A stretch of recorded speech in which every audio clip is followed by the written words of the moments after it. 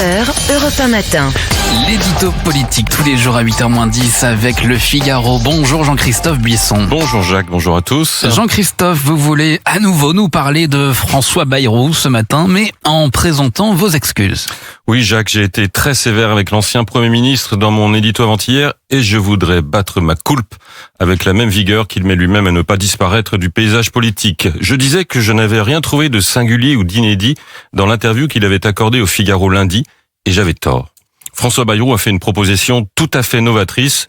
La preuve en est que presque toute la classe politique, ou ce qu'il reste d'elle dans la mesure où 90% de ses effectifs sont en vacances, la commente, là aussi avec une grande vigueur, l'idée de désignation d'un candidat unique à l'élection présidentielle allant, je cite, du PS version social-démocrate au gaulliste. Je trouvais naïvement que cela ressemblait beaucoup à ce qu'on appelait la troisième force sous la 4e République, à savoir une coalition de partis situés entre les communistes et ceux qui paraissait presque, et non sans paradoxe comme l'extrême droite à l'époque, en l'occurrence les gaullistes. Mais il faut croire que puisque nous avons changé de numéro de République, ça ne compte pas, tout repart à zéro, et que cette idée est donc une idée neuve. Admettons. Neuve ou pas neuve, est-ce que cette grande primaire hors RN et LFI, est-ce que c'est une bonne idée? Disons en tout cas qu'elle est étrange. Le raisonnement de François Bayrou est de dire qu'il y a un danger mortel à voir le Rassemblement national et la France insoumise se retrouver au second tour en 2027. Il faut donc à tout prix qu'un candidat modéré réussisse un score dépassant l'un de ces deux mouvements au premier tour. D'où l'idée d'agréger les forces naviguant sur le fameux fleuve démocratique. Sur le papier, ce calcul quasi mathématique est merveilleux et d'une logique à toute épreuve. Mais en termes de physique fluviale, c'est autre chose, car il existe dans les fleuves ce qu'on appelle des courants, et figurez-vous qu'ils sont parfois contraires. Et c'est particulièrement le cas dans la situation politique actuelle. Sur les retraites, sur la politique migratoire à adopter, sur la sécurité, sur les moyens de contrôler la dette, sur les priorités économiques, sur la conception de l'écologie, punitive ou incitative, sur notre rapport à l'histoire, républicains et socialistes ne proposent pas des choses différentes, mais bien souvent opposées.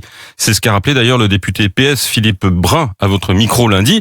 Nos options politiques sont radicalement différentes. Par ailleurs, il apparaît que cette idée n'a guère été discutée au sein même du parti que François Bayrou préside, le MoDem, puisque plusieurs de ses cadres ont d'ores et déjà fait connaître leur probable ralliement, soit Gabriel Attal, soit Édouard Philippe. Et aucun des deux hommes dont le nom revient souvent pour succéder à François Bayrou à la tête du mouvement centriste après la présidentielle n'a relayé cette proposition. Ni Jean-Noël Barrot, actuel ministre des Affaires étrangères, ni Marc Fesneau, actuel président du groupe Les Démocrates à l'Assemblée nationale et ministre sous 4 chefs de gouvernement différents ces dernières années. Pourquoi pensez-vous, Jean-Christophe, que François Bayrou soit si seul à porter cette initiative et qu'elle soit la cible d'autant de réserves ou de critiques? François Bayrou est coutumier de cette attitude un peu supérieure qui consiste à défendre une position seule avec la certitude qu'elle est meilleure que les autres. Ce n'est d'ailleurs pas un reproche, c'est un trait de caractère que possédait par exemple De Gaulle. Aussi Trump aujourd'hui. Ce qui est plus embarrassant, c'est de penser opportun d'utiliser une arme dont le canon est pointé contre vous. Car de quoi se nourrissent notamment le RN et LFI, comme en témoignent les slogans des uns ou les titres des livres des autres, je pense à « Qu'ils s'en aillent tous » de Jean-Luc Mélenchon, de l'idée que la droite et la gauche modérée, c'est bonnet blanc et blanc bonnet, qu'ils défendent tous le même système européo-capitaliste et se partagent les places au gré d'alternances qui n'en sont pas. Proposer un candidat unique pour la droite, la gauche et le centre revient donc à alimenter généreusement le feu de cette critique et rendre plus paradoxal, pour ne pas dire contradictoire, le discours de François Bayrou qui appelle de ses vœux un profond renouvellement en reprochant par exemple à Édouard Philippe de ne pas l'incarner. Mais François Bayrou est trop intelligent, trop roué et trop brillant pour ne pas avoir lancé cette initiative sans avoir une arrière-pensée politique solide. Reste à trouver laquelle. L'édito politique signé Jean-Christophe Buisson et François Bayrou sera justement l'invité de la grande interview Europe 1 tout à l'heure. Sa primaire qui divise, le duel Le Pen-Mélenchon qu'il redoute, la dette qui explose et les sacrifices qu'il faut selon lui demander aux Français.